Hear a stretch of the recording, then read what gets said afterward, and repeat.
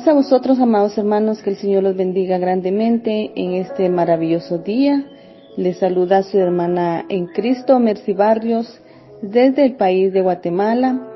Es un gusto poder estar nuevamente aquí presente, ¿verdad? Y poder a través de este medio transmitir una reflexión más de la palabra de nuestro Dios. Y antes de que podamos dar inicio a nuestro tema de esta mañana, le invito a que podamos elevar una oración para pedir la dirección a nuestro Dios Todopoderoso.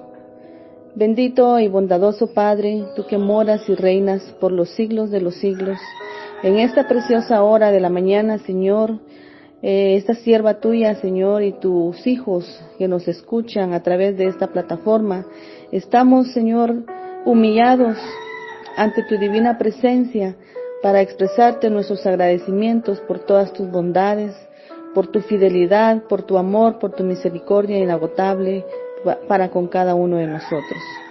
Perdona nuestras imperfecciones, Señor. Como seres humanos somos personas imperfectas, fallamos a cada instante, ofendemos a nuestro prójimo, te ofendemos a ti, Señor, pero ayúdanos para que cada día seamos mejores y podamos hallar gracia delante de ti como delante de los hombres. En esta preciosa hora, Señor, rogamos de tu Santo Espíritu, la unción, Señor, de ese Espíritu para poder meditar en esta palabra y así poder, Señor amado, adquirir ese conocimiento para poder apartarnos de todo mal. Pero Padre Celestial, eres tú el que das la sabiduría y el entendimiento. Por eso recurrimos a ti para que seas tú aclarando nuestra mente, poniendo palabras en mis labios para poder exponer esta palabra, Señor, pues todo lo que hacemos es para tu honra y tu gloria, Padre eterno. Dirígenos en esta preciosa hora y que esta enseñanza sea de edificación para nuestra vida espiritual y podamos ponerla en el terreno de la práctica. Por Jesucristo, tu Hijo muy amado, te lo suplicamos para la honra y gloria de tu nombre. Amén y amén. Bien, mis queridos hermanos, entramos a nuestra reflexión de este día y como estamos meditando en nuestro eslogan, las obras de la carne, viviendo o huyendo de ellas, pecados por falta de amor. Pero hoy nuestro tema principal, que es homicidio. Ese es nuestro tema principal de este día, homicidio. Es un tema sumamente importante, pero también delicado, ¿verdad? Para poderlo analizar. Y vamos a tratar sobre este tema, donde nuestro texto base será en Éxodo capítulo 20 y su verso 13, que es uno de los mandamientos, el sexto mandamiento de la ley de nuestro Dios.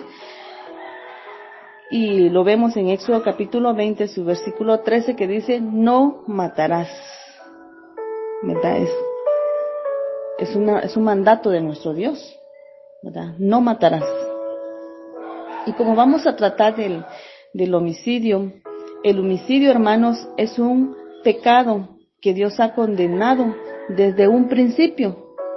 Ningún hombre tiene el derecho de faltarle o de darle fin a la vida de su prójimo o tomar la vida de otro ser humano ilegalmente, ¿verdad? Ilegalmente, que quiere decir fuera de la ley humana o de la ley divina. Y tratar de hacerlo con malicia, ¿verdad? Con malicia o premeditación. La ley de nuestro Dios, hermanos, es clara y dice, no matarás. Y cada uno de nosotros tenemos que cumplir con este mandamiento. Tenemos que tener el sumo cuidado de no caer en este grave pecado, que es uno de los pecados graves en la ley de nuestro Dios. Sabemos que nuestra vida, hermanos, está en constante peligro y que por alguna razón también estamos propensos a cometer quizás algún accidente donde quizás causemos la muerte a nuestro prójimo. Pero ¿qué dice la palabra de nuestro Dios acerca de estos casos? ¿Cuántos tipos de homicidio existen? ¿Será que Dios perdona a los homicidas? ¿Por qué de que esta palabra nos ha llegado en este tiempo, en este día a nuestra vida, hermanos? Es para que nosotros autoevaluemos nuestra vida, cómo estamos, ¿verdad?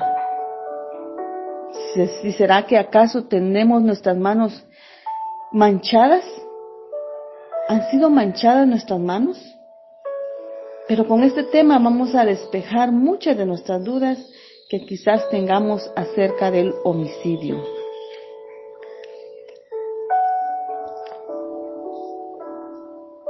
¿Cuántos tipos de homicidio existen?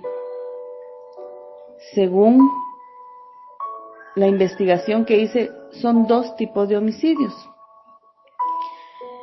El primero es el premeditado, ¿verdad? Y el segundo es el intencional, que es accidentalmente, ¿verdad? El premeditado, que ya lo hace con meditación, que lo analiza, que lo piensa, ¿verdad? Pero también está el intencional, que es accidentalmente, que esto puede pasarnos a muchos de nosotros, ¿verdad? Pero tenemos que tener mucho cuidado con este tema, ¿verdad? De homicidio, con esta situación grave que se podría dar en nuestra vida. El significado de homicidio bíblico se refiere a la acción de dar muerte a otra persona, por lo general de manera violenta. Es un delito considerado y juzgado por la ley de Dios y la de los hombres. Pues sabemos que solo nuestro Señor tiene la facultad o potestad de poder ponerle fin a nuestra vida. Él tiene contado nuestros días. En hebreo, sangre significa dam, y a menudo aparece en plural damim, con el sentido de culpable de sangre. En Israel, hermanos, todo homicidio, incluso el involuntario, provocaba la acción del vengador de sangre. ¿Y quién era el vengador de sangre? En hebreo le dicen Goel. Ese es un vengador de sangre que es el pariente más cercano de la víctima que está obligado a dar muerte al homicida. Sin embargo, la ley, según lo vamos a ver más adelante, la ley de aquel tiempo protegía al homicida accidental. El primer caso de homicidio, hermanos, todos lo sabemos, ¿cuál fue? Fue la muerte de Abel por Caín.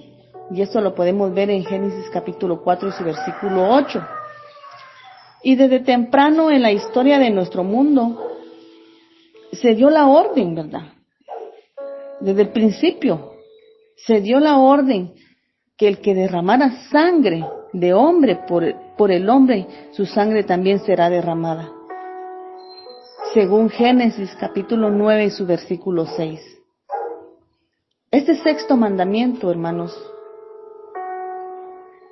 de no matarás, que lo vimos en Éxodo capítulo 20, el 6º mandamiento prohíbe específicamente el homicidio. En Éxodo 20:13 lo podemos ver, y Deuteronomio capítulo 5 y su verso 17. Nos prohíbe terminantemente el homicidio, ya sea accidental o ya sea premeditado. Pero si nos vamos a Números capítulo 35, que por el tiempo no lo podemos leer, ahí nos bosqueja con cierto detalle las leyes que rigen los asuntos de homicidio y muertes en Israel. Goel, el vengador, como les decía, que Goel en hebreo significa el vengador de la sangre, tenía el derecho de matar al homicida, ¿verdad? Y esto lo podemos ver en Números capítulo 35, su versículo 19. Y dice: el vengador de la sangre, él dará muerte al homicida, cuando lo encontrare, él lo matará.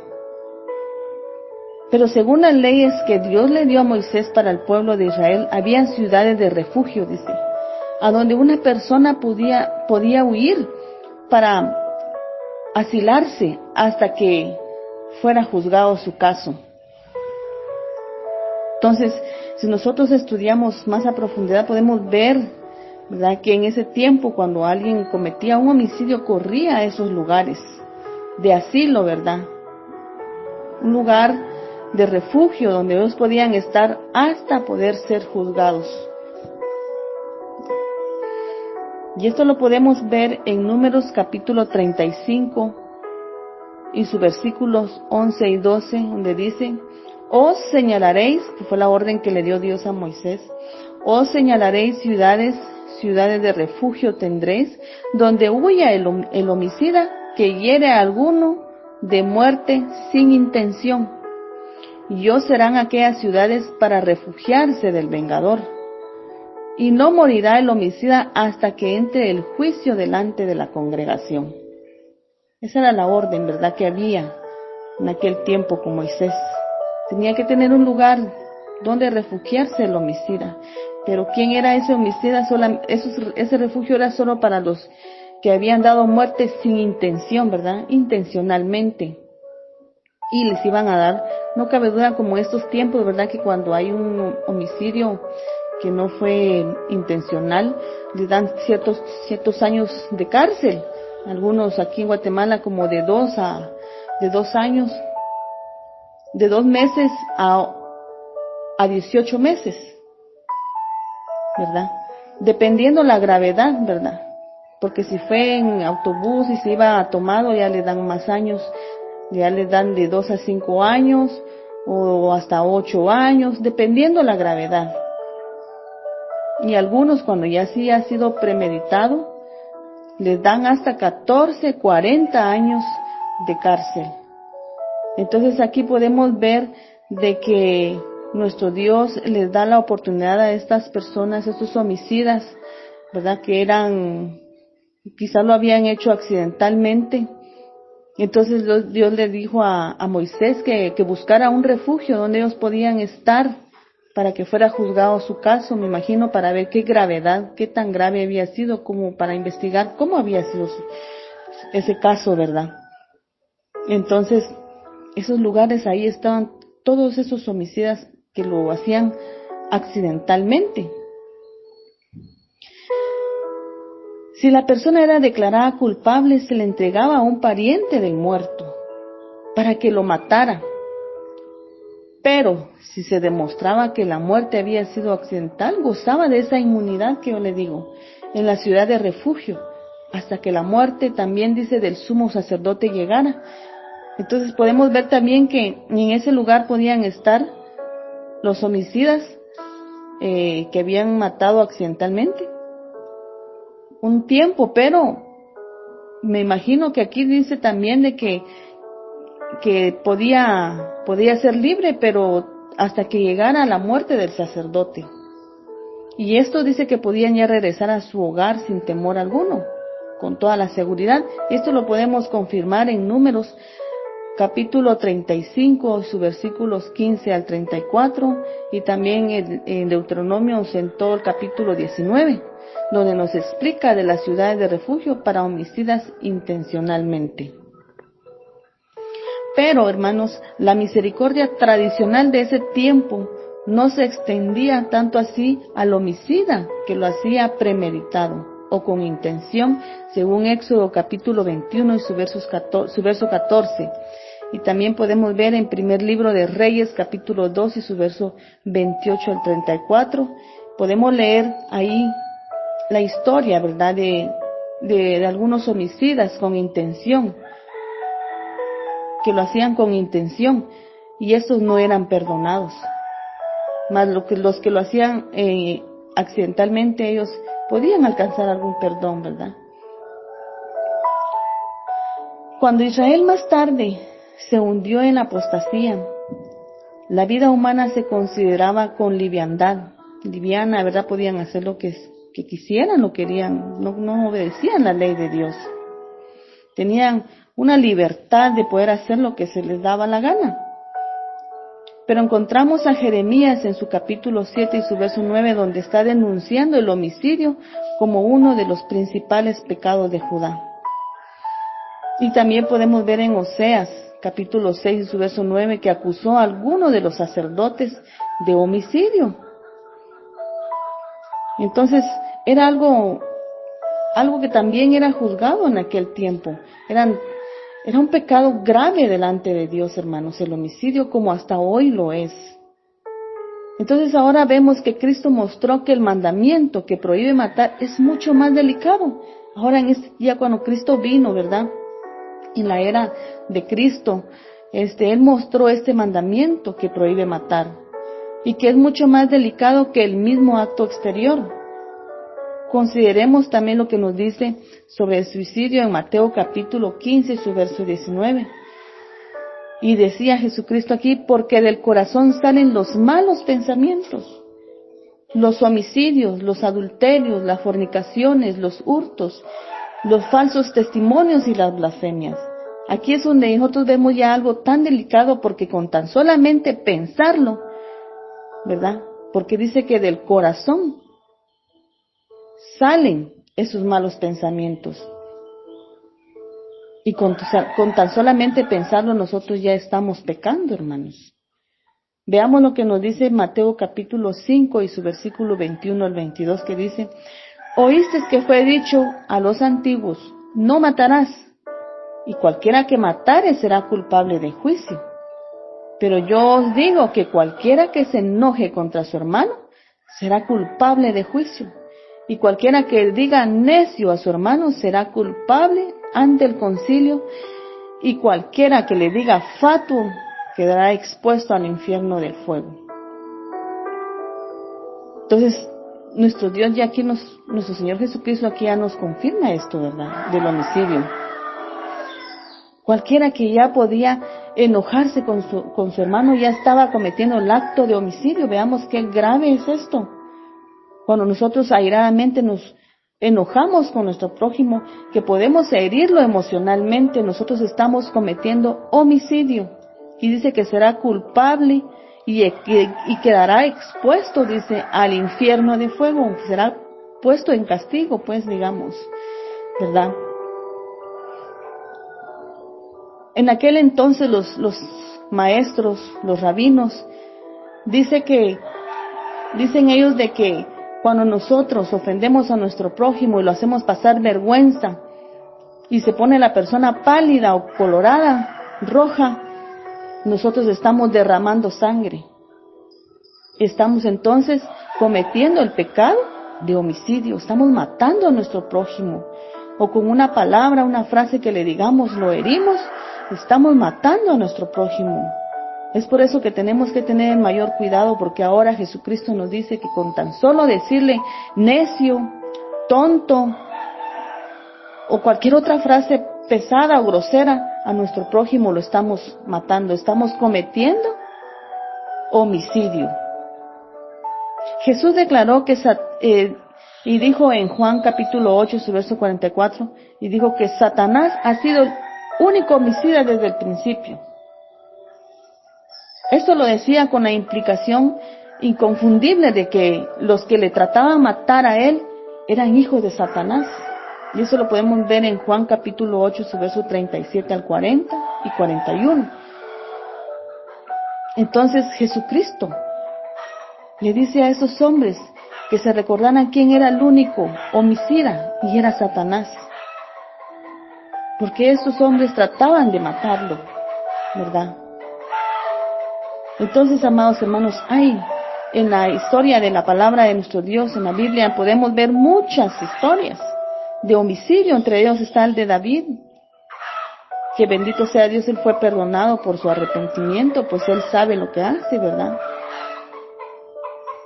Cuando él mató a Urías. Entonces, amados hermanos, ahí podemos ir aprendiendo nosotros cómo evitar no caer en este grave pecado. Pero ¿cómo cambió Cristo Jesús esta ley? ¿Será que la cambió? No, Él no cambió la definición de homicidio. Hasta donde la acción exterior esté implicada, el Señor aceptó la definición de homicidio dada por la ley de Moisés.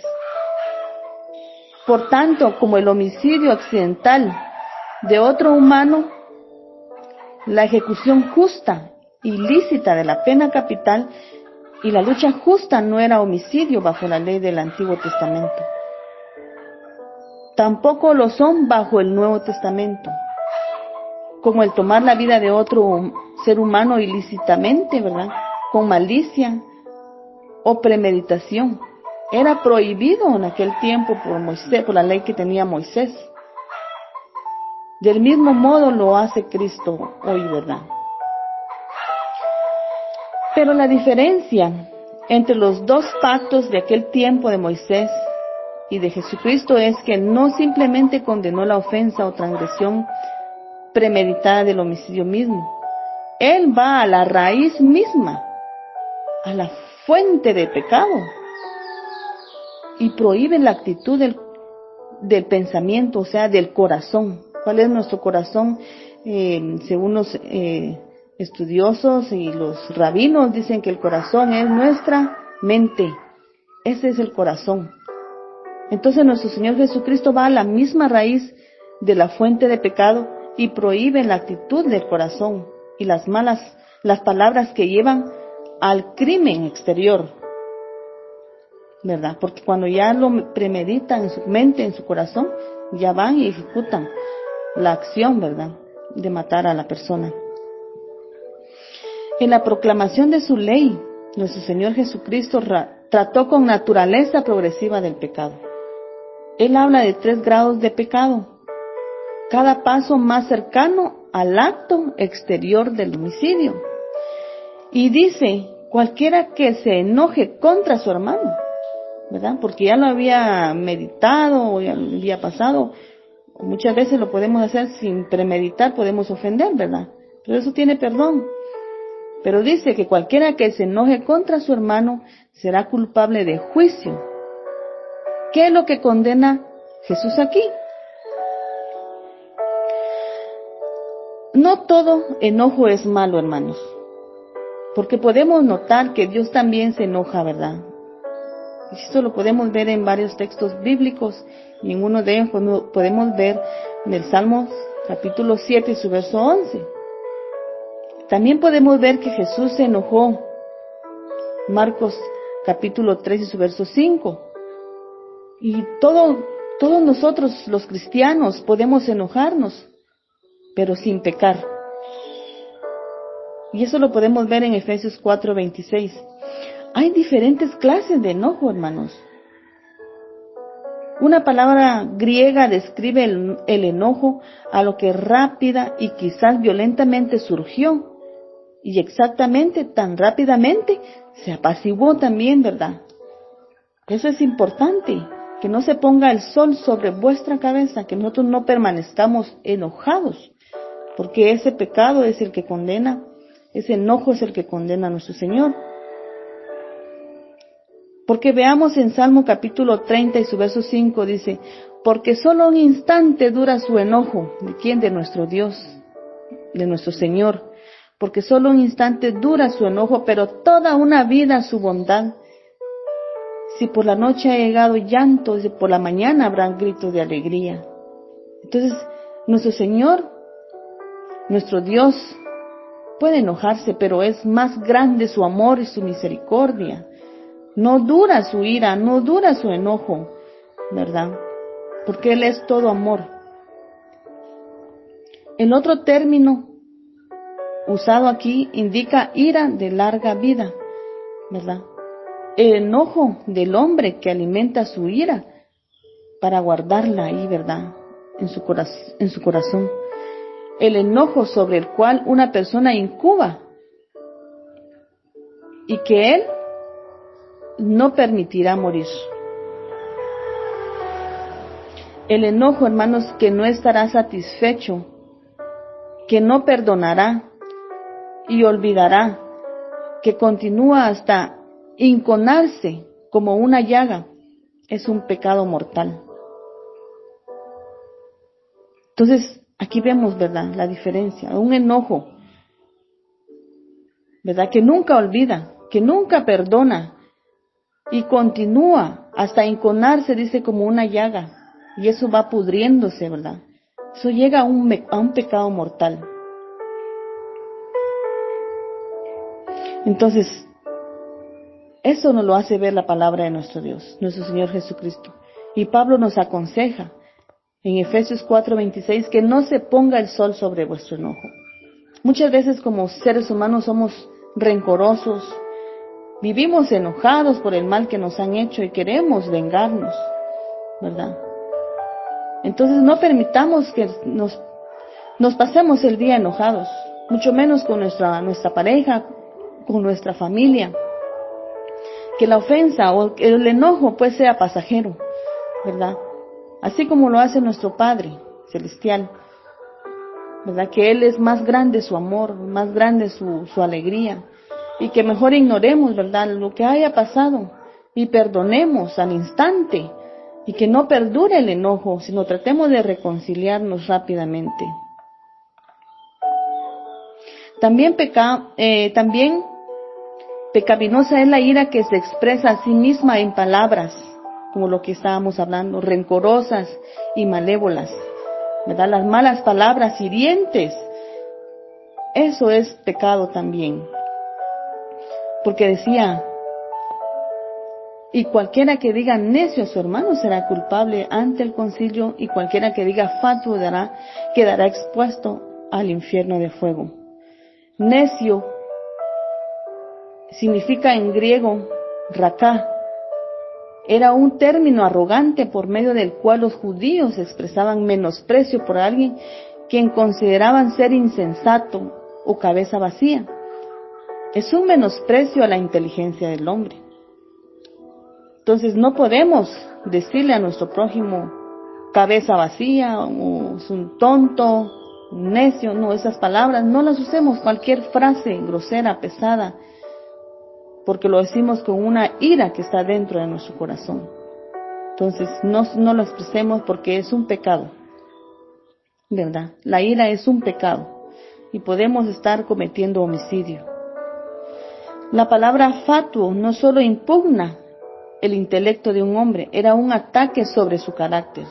Era el término describiendo a uno que era moralmente despreciable.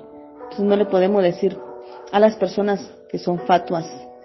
El maestro también ha enseñado la importancia de renovar toda malicia de nuestro corazón hacia los demás. Pero, ¿qué pasa si alguien está enojado conmigo, sea justa o injustamente?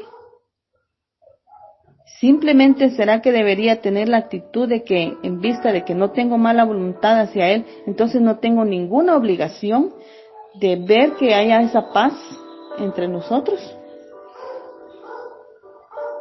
Pues como nos sentimos limpios, ¿verdad? Yo no lo ofendí, él es el que está enojado conmigo. Pues yo no tengo ninguna obligación de ir a arreglar las cosas ni de perdonarle. No, hermanos, al contrario, es tan vital que yo busque reconciliarme con aquel que tiene malicia hacia mí, que esto tiene prioridad sobre la adoración pública, ¿verdad? Porque nosotros podemos demostrarle a esta persona, ¿verdad?, que nosotros amamos a Dios y que nosotros lo amamos a Él también y que queremos reconciliarnos, queremos esa reconciliación y tener esa paz en nuestro corazón. Porque veamos lo que nos dice en Mateo capítulo 5 y su verso 23 al 24 que dice: por tanto, si traes tu ofrenda al altar y ahí te acuerdas que tu hermano tiene algo contra ti, ¿verdad? Aquí está declarando que si mi hermano tiene algo contra mí, deja mejor ahí tu ofrenda delante del altar y anda y reconcíliate con tu hermano y entonces ven y presenta tu ofrenda. Uno puede estar bien con Dios, hermanos. Uno puede estar bien con Dios, mientras que, ¿será que podemos estar mal con nuestro prójimo? Porque podemos pensar eso, yo estoy bien con Dios. Pero si estamos mal con nuestro prójimo, ¿cómo va a ver nuestro Dios nuestra ofrenda? Dios primero ve cómo estamos nosotros con nuestros hermanos, con nuestro prójimo. para poder recibir nuestra ofrenda cuando vamos al templo, o cuando queremos presentar alabanza, o queremos tener un privilegio, hermanos. Tenemos que procurar por todos los medios no tener ira, no tener contiendas, no tener odios, rencores, ni nosotros con nuestro prójimo, ni que nuestro prójimo con nosotros, ¿verdad? Entonces, no se puede estar bien con Dios mientras está mal con su prójimo. Veamos lo que nos dice primera carta de Juan, capítulo 4, su verso 20, dice: si alguien afirma, yo amo a Dios, pero odia a su hermano, es un mentiroso.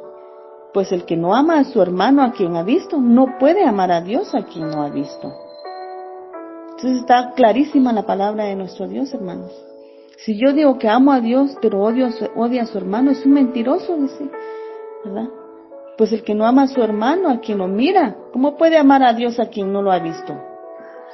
Y por tal razón nosotros no podemos estar en rivalidad, enojos y pleitos o contendiendo con nuestro prójimo, ¿verdad? Porque nosotros amamos a Dios y lo vamos a demostrar de esa forma, viviendo en paz en nuestro hogar, con nuestra familia, ¿verdad? Tratando de que las cosas caminen bien, ¿verdad? Entonces no podemos estar airados todo el tiempo, enojándonos o hiriendo a nuestros hijos, hiriendo a nuestra pareja, hablándole con palabras fuertes y pesadas. No, hermanos. Porque si nosotros decimos amar a Dios, debemos amar a nuestro hermano, a nuestro prójimo. Porque no se puede amar a Dios y odiar al prójimo, ¿verdad? Un principio básico de la ley de Cristo es que todos los pecados están enraizados en la actitud incorrecta del corazón. De esta manera Cristo estará satisfecho si únicamente los actos exteriores son los correctos. Él demanda obediencia de corazón. Lo podemos ver en Romanos capítulo 6, su verso 17. Que dice: pero gracias a Dios que aunque erais esclavos del pecado, habéis obedecido de corazón a aquella forma de doctrina a la cual fuisteis entregados.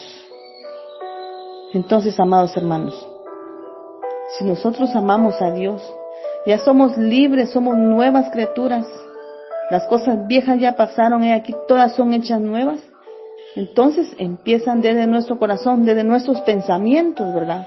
Porque de ahí nacen las malas actitudes, de nuestro corazón, de nuestra mentalidad, ¿verdad? Entonces tenemos nosotros que tener cuidado de esa doctrina, de aquella doctrina sana, la cual nos fue entregada, y debemos de ponerla en el terreno de la práctica. Entonces, debemos cuidadosamente limpiar nuestro corazón del enojo, ese enojo humeante, del rencor, limpiar nuestra lengua de palabras airadas e hirientes. Debemos diligentemente enseñarle a nuestros hijos a no guardar rencor contra sus compañeros de clases, de juegos, contra sus propios hermanos en su casa, ¿verdad? Que no se hablen con palabras o nombres insultantes, ¿verdad? Porque muchas veces se da eso entre nuestros hijos, ¿verdad? Se dicen palabras insultantes, hirientes, comparándose con cosas, ¿verdad? Que no son agradables delante de los ojos de Dios. Nosotros tenemos que irles enseñando a ellos, porque todo ser humano fue hecho a imagen y semejanza de Dios. Y si nosotros estamos ofendiendo a nuestro prójimo, estamos ofendiendo a nuestro Dios, estamos pecando, hermanos. Entonces enseñémosle diligentemente a nuestros hijos a tener cuidado con todo esto. ¿Un amigo o un hermano tiene algo contra usted? Sea un rencor justo o imaginado. No espere, hermano, hasta que él venga donde está usted. Vaya usted donde está él, ¿verdad? Y no se demore. Vaya ahora a arreglar la situación para que vivamos en paz todos. Para que exista esa paz, porque sin la paz y sin la santidad nadie verá al Señor. Así lo dice, lo podemos ver en Romanos capítulo 12 y su verso 18, que dice: si es posible, en cuanto dependa de nosotros, estar en paz con todos los hombres. hagamos todo lo posible, hermanos, que no haya ningún odio, rencor, un malentendido con nuestros hermanos. Ya para concluir, hermanos, leamos primera carta de Juan capítulo 3 y su verso 15, que dice: todo aquel que aborrece a su hermano, dice, es homicida. Y sabéis que ningún homicida tiene vida eterna permanente en él. Entonces, hoy hemos aprendido una hermosa palabra. Hoy no es solo matar exteriormente, si nosotros podemos matar interiormente a nuestro prójimo. Nuestras palabras son como golpes de espada, ¿verdad? Que penetran. Nuestras palabras son más hirientes aún. Y tenemos que tener cuidado con nuestras expresiones, hermanos. Porque es un pecado, el homicidio es un pecado gravoso delante de nuestro Dios.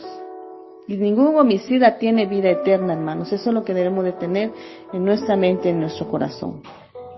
Esperando que esta palabra sea de bendición a nuestra vida y que el Señor te bendiga y te guarde, que Jehová haga resplandecer su rostro sobre ti y tenga de ti misericordia.